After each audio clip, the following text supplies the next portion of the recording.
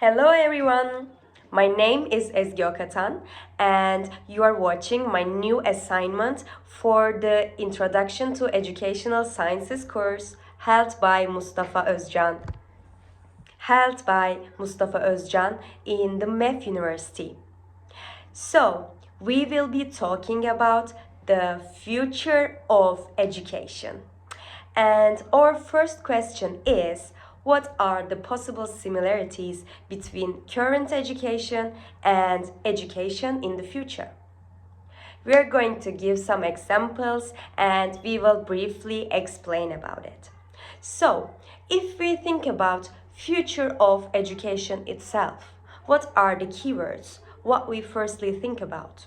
We can say education, prospects for education, educational innovation, maybe, and the transformation of the education, and also education of the future. Let's talk about the first question. If we consider the education itself, we can say that communication is really important through the whole process.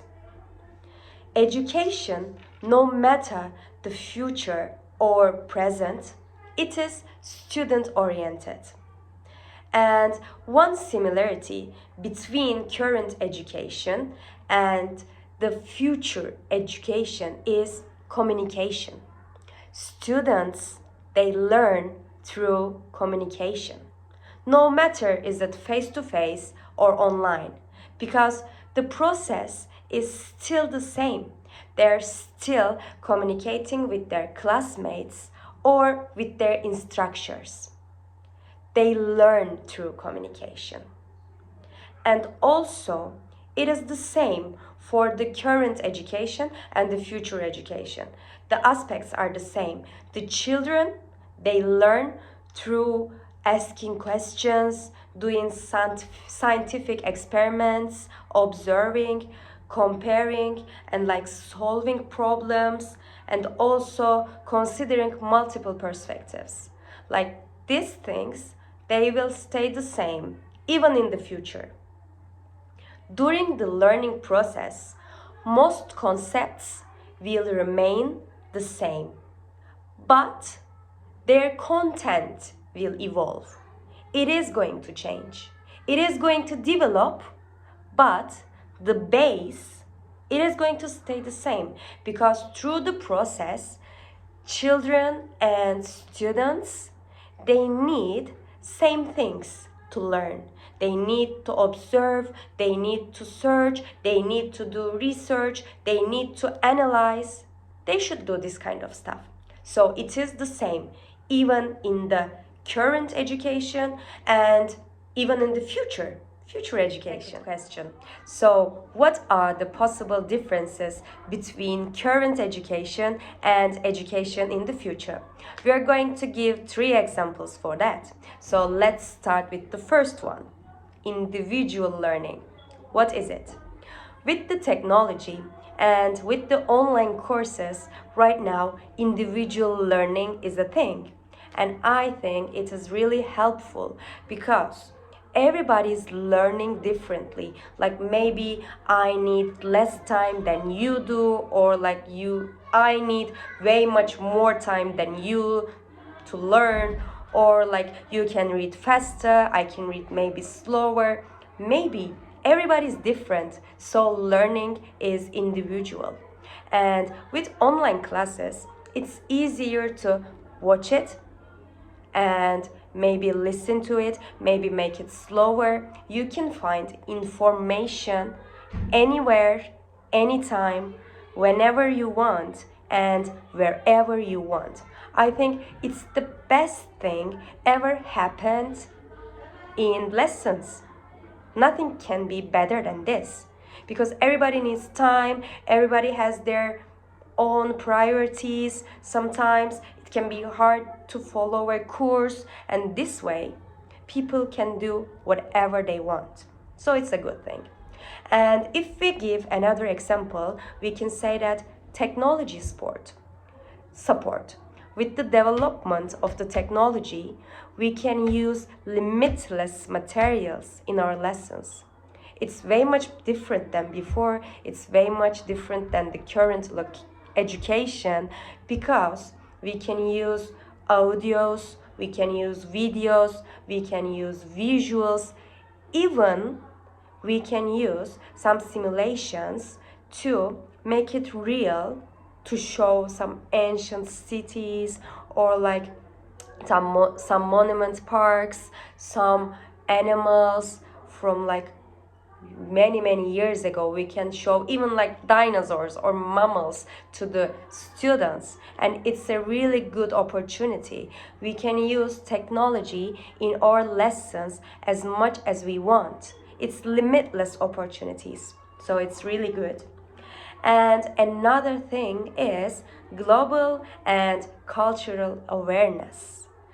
With the development of technology, the borders on the map became blurred. So everybody could go anywhere they want. Children are more social right now. They're talking with their peers from different countries. They're communicating. They want to go see abroad. They want to live because they're seeing what's happening outside of the borders, and they want to be part of it. That's why it's good that with the education of future, we're trying to raise global citizens. And for that, the qualification of the education is really important. And also, we are trying to educate our students for the future, for the jobs of the future, and with the usage of the technology during online lessons, this is preparing students for the future, for the jobs of the future, because they're learning how to use technology in a better way. They're learning how to use computers. They're learning how to use anything that could be done with technology with these online lessons, because we are learning to use it faster. I think it's a really good experience, and it is the biggest difference between the educational years, I think. Third question: what do I think about the teachers or counselors' role in education in the future? I will explain this with two examples. No matter the education is face-to-face or online, the teacher or the counselor should be the leader. So, they should be the leader, but at the same time, they should not be apart from their students. They should be co-learners. So, the teachers should encourage their students to attend the class. And also, they should guide students, and they should support the active learning process. Because I think for the future education, it is really important for students to be a part of the learning process. If they are learning actively, if they're talking, if they're asking questions, and if they're a part of the class, they're learning better.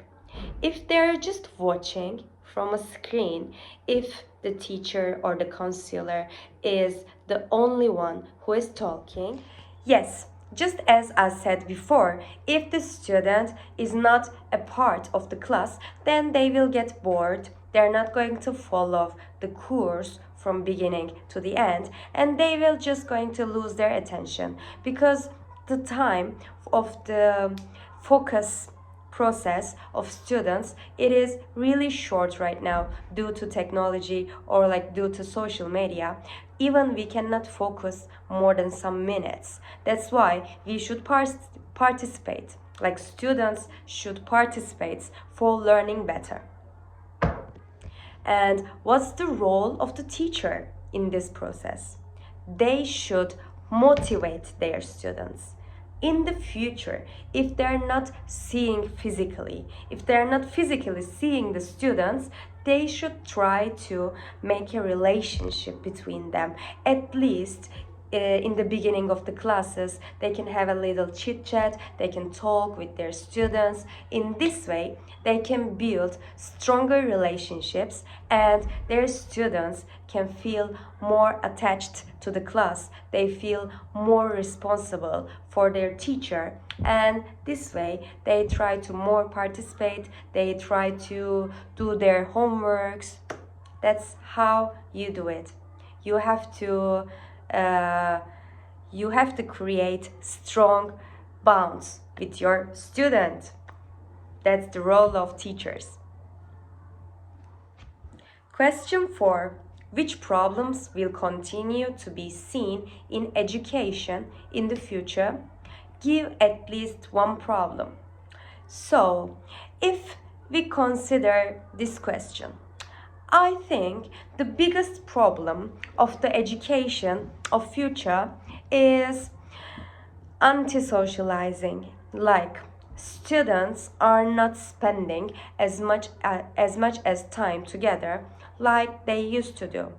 When I was a child, we used to spend the break times between classes with all my friends, and we used to have so much fun while doing it. But right now, due to online classes, students are usually spending time in front of their computers. I think this is a really big problem because children, they need to socialize, like they need to spend time with their peers for healthy development in their characters. They should see some friends, they should make some friends, they should socialize. And when you're just sitting in a chair in your room and when you're just looking at a computer, I think is waste of life, because like for bonding more healthy attachment with our world, with our nature, we should be outside. We are humans. We should walk around, we should look at the sky, we should see the colors of the world, and we should spend time with other human beings like we're in nature, because that's what animals do. I think the biggest problem is always sitting in a chair. I think the biggest problem is always sitting in a chair, just looking at one computer and just writing some letters. It doesn't make sense. People should go out, people should breathe, people should sing, like people should see each other because we are social creatures. I think that is the biggest problem. But what else can happen? Let's think all together. Maybe it can be a problem for the teachers in the future. If we think that everything's going to be online, then it's not going to be that much necessary to have billions of teachers all around the world, because just they can make some records of the lessons and the students could watch it after that. Even if it is online, they can teach to more students than they do while face-to-face lessons because it is easier.